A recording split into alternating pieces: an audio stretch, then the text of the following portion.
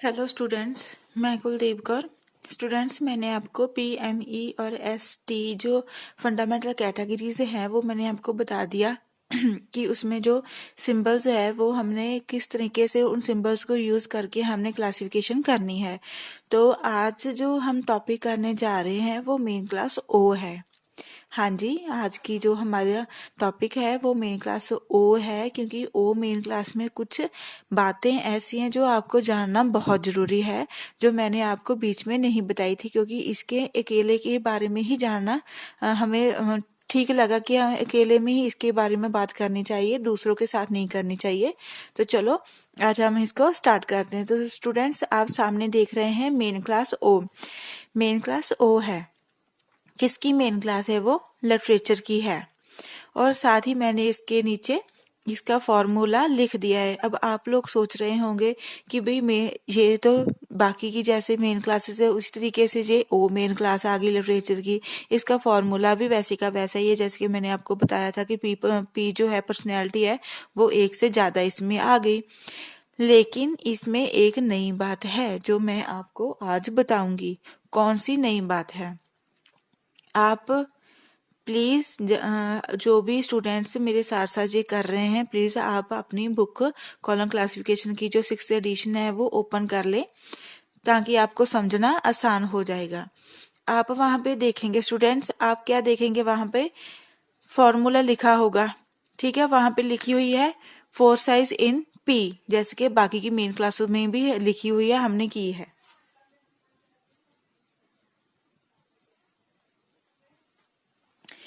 P लिखा हुआ है, 4 साइज इन पी। तो वहां पे हमें एक चीज मिल रही है कि उसमें लिखा हुआ है कि भाई ये लैंग्वेज डिवीजन की मतलब हमने लैंग्वेज डिवीजन से इसका नंबर लेना है, to be got by LD. LD का मतलब हो गया लैंग्वेज डिवीजन। मतलब क्या हुआ कि हमने जो पी है वो कहाँ से लेनी है? चैप्टर नंबर 5 से। कौन सा है वो? एलडी। एलडी की फॉर्म फुल फॉर्म क्या है? Language language division. तो ये समझना बहुत जरूरी था, ठीक है? किसी भी तरीके की लैंग्वेज जो अगर आती है, लिटरेचर बना रहे हैं हम, तो लिटरेचर में तो अक्सर लैंग्वेज ही आएगी, इंग्लिश, हिंदी, पंजाबी, ठीक है, संस्कृत आ गई, और कोई भी स्पेनिश आ गई, कोई भी लैंग्वेज जो है उसका नंबर जो है हमने पी मानना है, और वो ओ के साथ सीधी ही आ जाएगी। उसके बाद बात करेंगे हम 4 साइज इन P2 की।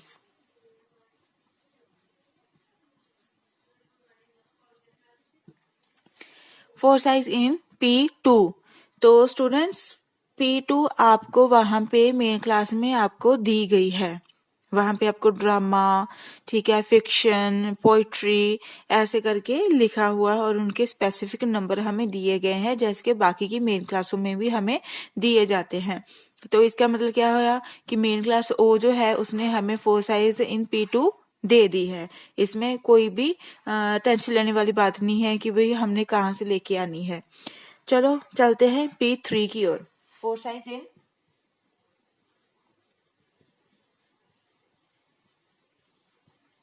P3। 4 size in P3। आप वहां पे कुछ लिखा हुआ पा रहे हैं। क्या लिखा वहां पे? To be got by CD। कि आपने जो जितने भी आपने लेने हैं, इसमें जो नंबर हमने लेना है कि वो आपने सीडी में से जाकर लेना है। तो सीडी भाई क्या चीज है? ठीक है, तो बस आप इतनी बात याद रख लें कि जो सीडी है वो सीडी टाइम ही है। ठीक है जी। टाइम के अंदर जितना भी हमें किसी राइटर का, क्योंकि वहां पे हमें लिखा हुआ है स्पेशल उन्होंने कि जो भी वहां पे किसी का ईयर आता है, किसी का भी डेट ऑफ बर्थ आता है जो कि हमने लेना है, तो मैंने आपको बताया है कि जब भी हमने कोई टाइम लेना है तो हम टाइम आइसोलेट में जाएंगे। टाइम आइसोलेट का दूसरा नाम जो है टार्कोनोलॉजिकल डिवीजन है। तो ठीक है, तो आपने वहां से उसका उसी तरीके से नंबर लेना है कि अगर आपको क्या आ रहा है कि सिंपल टाइमिंग आ रही है, जहाँ फिर वहां पे आपको एस लग कर आ रहा है, जहाँ आपको वहां पर सेंचुरी लिखा है। आप मेरी पिछली वीडियो को देखना, मैंने वहां पे आपको स्पेशल टॉपिक करवाया है कि टाइम कैसे यूज करना है। तो कहने का मतलब क्या हो गया कि यहाँ पर टाइम आया हुआ है, हमें टाइम आया हुआ कोई भी आ सकता है। यहाँ पे 1800 आ सकता है, ठीक है, 1992 आ सकता है, कोई भी आ सकता है, etc। किसी तरीके का कोई भी टाइमिंग आ सकती। तो हमने P3 का जो नंबर है वो कॉमा लगाकर ही, नीचे कॉमा लगाना है पर्सनैलिटी का, सॉरी नहीं लगाना क्योंकि हमें फॉर्मूले में नहीं दिया गया, सॉरी मिस्टेक हुई।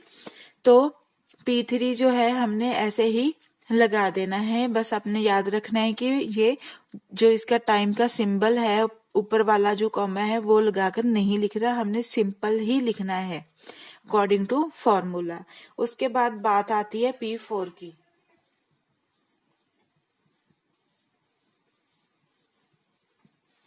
P4 क्या है?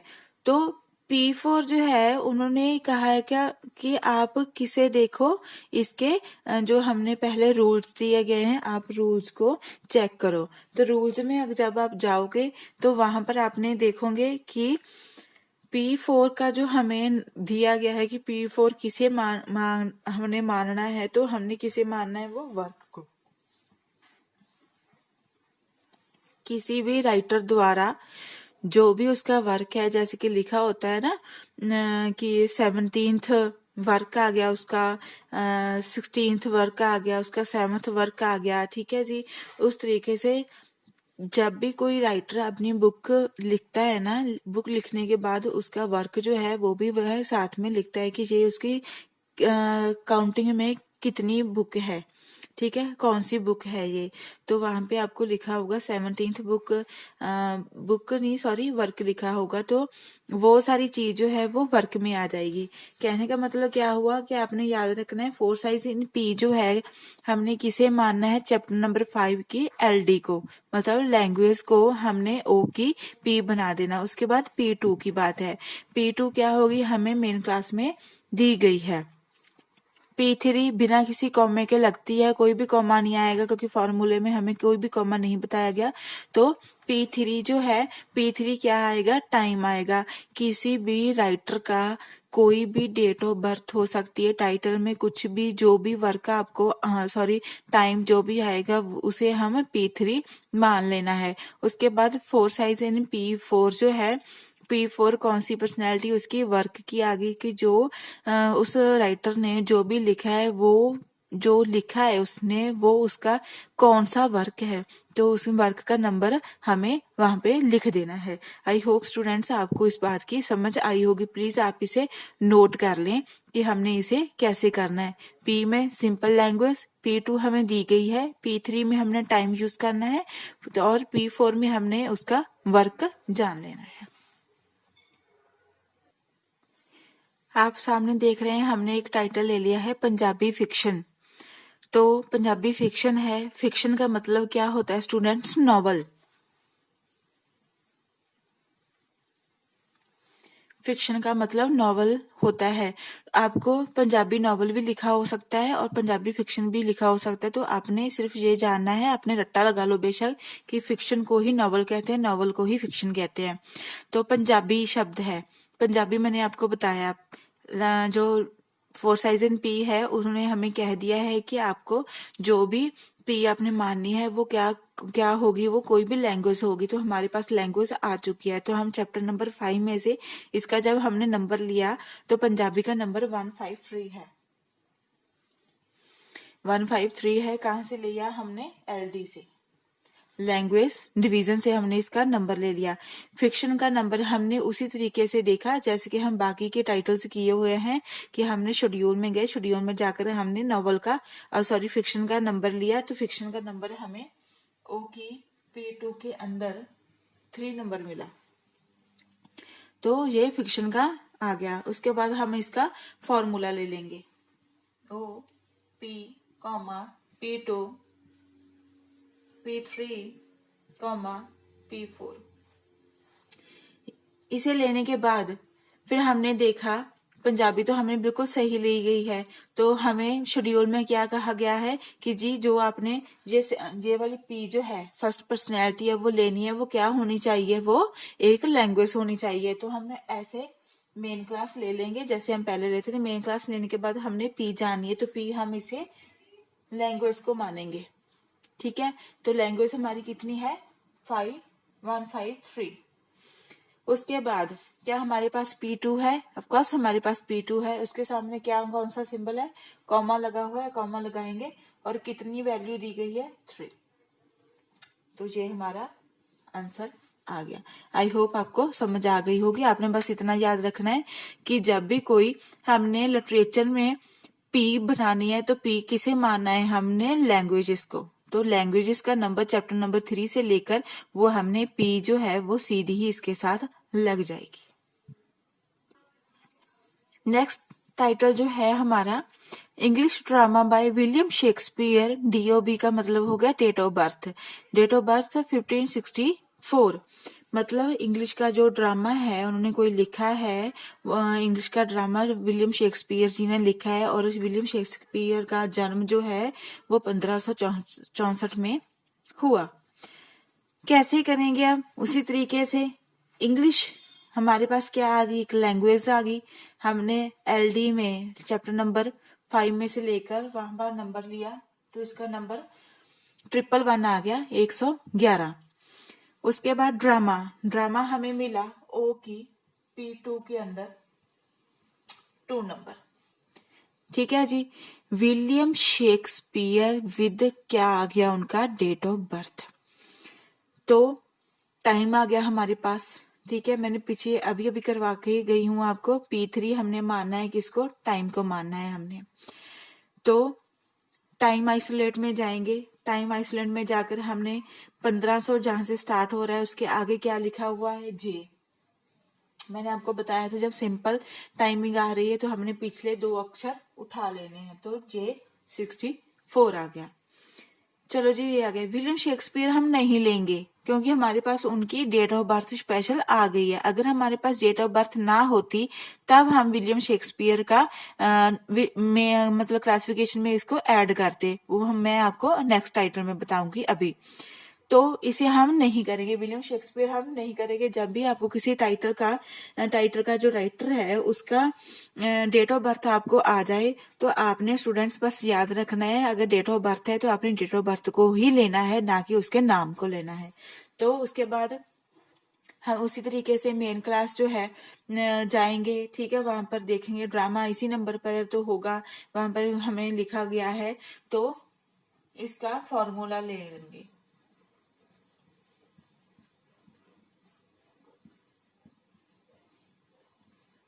फॉर्मूला लेने के बाद मेन क्लास वो हमने उस तरीके से लिख ली।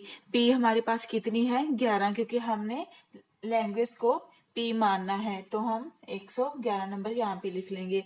क्या हमारे पास P2 है, यस हमारे पास P2 भी है, ये रही। कॉमा दिया है, कॉमा लगा कर 2 नंबर। उसके बाद अब बात आती है टाइमिंग की। टाइमिंग जो है हमें अपना स्पेशल सिंबल जे वाला कॉमा देती है जो कि ऊपर लगता है, ठीक है। लेकिन मेन क्लास O जो है हमने इसमें ये वाला कॉमा बिल्कुल भी नहीं लेना, हमने ये नहीं लेना। P3 में हमने इन्होंने हमें बता दिया कि P3 को ही आपने टाइमिंग माननी है, तो इसके सामने तो भाई हमारे पास कोई सिंबल नहीं है क्योंकि हमने टाइमिंग को P3 मान लिया। तो टाइमिंग सीधी आ जाएगी साथ में थोड़ी सी स्पेस देकर, तो ये हमारा आंसर आ गया।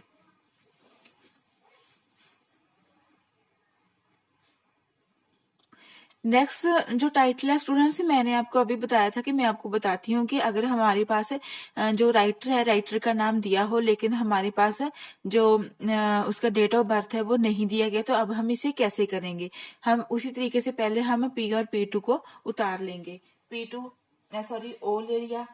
P हमारे पास कितना है 111, ठीक है। P2 कितना है, ये रहा 2। अब जब आपको जो हमारा राइटर है, राइटर का डेट ऑफ बर्थ नहीं दिया गया तो आपने इसके पहले 3 अक्षर ले लेने हैं। WIL। सबसे आसान है स्टूडेंट्स, कोई घबराने वाली बात नहीं है। बस याद रखना है, अगर तो आपको दोनों के दोनों आपको टाइटल का जो राइटर है उसी के बारे में भी बता दिया गया है और उसका डेट ऑफ बर्थ भी आगे दिया गया है, तो आपने सिंपल सी बात है डेट ऑफ बर्थ लगानी है यहाँ पे सीधी, उसको P3 हमने मान लेना, ये हमारा P3 है। ठीक है, अगर हमारे पास उन्होंने नहीं दिया गया, डेट ऑफ बर्थ नहीं दिया, तो फिर हमने केवल और केवल क्या दिया है, हमें उसका नाम दे दिया राइटर का। तो पहले 3 अक्षर WIL, पहले 3 अक्षर जो है वो कैपिटल करके हमने P3 मानकर लिख देने हैं। बस आपने इतना ही करना है और कुछ नहीं करना। अगर आपको टाइमिंग दी गई है, उसका डेट ऑफ बर्थ दिया गया, आपने डेट ऑफ बर्थ लगा देना। अगर आपके पास उन्होंने राइटर का नाम दिया है तो उसके पहले 3 अक्षर जो है वो लगा देने हैं। सिंपल, प्लीज आप नोट कर लें। हमने स्टूडेंट्स पी भी कर ली, सिंपल मैंने आपको बता दिया। लैंग्वेज करना है, उसका भी मैंने आपको एक टाइटल करवा दिया। P2 वो भी इसके साथ ही आ गया। P3 भी मैंने अभी आपको करवा दिया कि P3 का जो है हमारे पास टाइमिंग हमने माननी है, टाइमिंग जो भी आती है उसको P3 माने। अब लास्ट आ गया P4, वर्क जो है वो P4 है। वर्क कैसे लगाना है, थोड़ा सा टेढ़ा है लेकिन इजी है। तो बस आपने याद रखना है, आपको किसी भी तरीके से कोई भी वर्क आ सकता है, तो वर्क को हम कैसे लगाएं। सबसे पहले आपको 8 का टेबल आना जरूरी है। अगर आपको 8 का टेबल नहीं आता तो भी कोई बात नहीं, आपने क्या करना है, सपोज करो उन्होंने 17th वर्क दिया, किसी टाइटल में हमें 17th वर्क कहा गया, किसी राइटर का ये 17वां वर्क है। तो अब इसका हम कैसे क्लासिफिकेशन करेंगे, तो हम पहले 8-8 के जोड़े बनाने हैं। 8-8 के जोड़े बनाने हैं। कैसे बनाएंगे, 1 2 3 4 5 6 7 8, 8 का एक जोड़ा बन गया। सेकंड 9 10 11 12 13 14 15 16, दूसरा जोड़ा बन गया। 17th 18th 19th 20 21 22 23 24, इस तरीके से जो जोड़े बहुत सारे बनते जाएंगे। अब इसका हम एक बॉक्स बना लेंगे। ठीक है, ये हमने इसका एक बॉक्स बना लिया।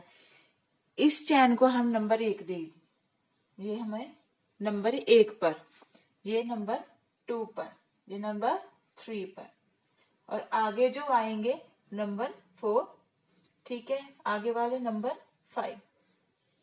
इस तरीके से ये आगे आगे आगे आगे चलते रहेंगे। उसके बाद फिर आप सोच रहे हैं कि भी इसमें हम 17th कैसे करेंगे, तो 8 का टेबल भी मैंने आपको बताया। देखो पीछे 8 का टेबल आ रहा है, ठीक है, पीछे बस 8 का टेबल आना चाहिए। हमने इस तरीके से इसको डिवाइड कर लिया, इसके जोड़े बना लिए। जोड़े बनाने के बाद स्टूडेंट्स फिर क्या करेंगे, हम जानेंगे कि 17 जो है हमारा कहाँ पर लिखा हुआ है, तो 17 हमारा ये रहा। ठीक है जी, 17 हमारा ये रहा है। तो क्या करेंगे, 17 कहाँ पे आया है हमारा, कौन सी लाइन में आया है, 1 2 3, ठीक है, तीसरी रो में आया है। तो सबसे पहले ये वाला जो 3 जो है वो हम इसको ले लेंगे। 3 तीसरी रो में आया है। तीसरी रो में कहां पर आया है, 1 लाइन में आया है। तीसरी लाइन के, ठीक है, 1 लाइन में आया है, तो इसका मतलब ये आ गया 1। तो क्या 17 की क्लासिफिकेशन कितनी होगी हमारे पास, 31। अगर आपके पास यहाँ पर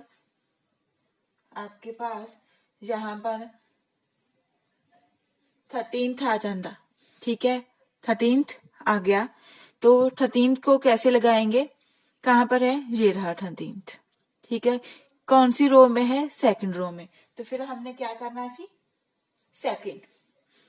सेकंड हमने ले लिया। या अब ये 1 आ गई, ये 2 आ गई, ये 3 आ गई, ये 4 आ गई, तो ये और ये 5th आ गई। तो ये हमारे पास 5th रो में, 3rd रो की 5th में आया है, 5th में, तो हम यहाँ पर 5 लगा देंगे। आई होप स्टूडेंट्स आपको समझ आ गया होगा कि किस तरीके से हमने वर्क को पहचानना है। स्टूडेंट्स आप सामने देख रहे हैं हमारा नेक्स्ट जो टाइटल है वो है हेलमेट a English drama by William Shakespeare, date of birth 1564, his 17th work. मैंने अभी आपको करवाया। तो हेलमेट तो ये तो एक नाम आ गया, ठीक है। उसके बाद इंग्लिश हमारे पास कितना नंबर है, 111। ये तो वर्क आ गया ना, इसका क्या है, इसका कोई भी नहीं आएगा नंबर। उसके बाद ड्रामा कितना है, ओ के अंदर P2 की हमारे पास 2 की, P2 के अंदर 2 नंबर। उसके बाद विलियम शेक्सपियर का हमें लेने की कोई जरूरत नहीं है, पहले 3 अक्षर, क्योंकि हमारे पास इसका डेट ऑफ बर्थ दिया है, तो J64। 70th वर्ग की उसी तरीके से हम चार्ट बनाकर आप लोग देखोगे तो जे हमारे पास कितने नंबर पर, 3 रो पर, ठीक है, 3 रो के फर्स्ट में आ रहा है, ठीक है। तो 31 नंबर जो है इसका बन गया। तो उसी तरीके से फॉर्मूला लेने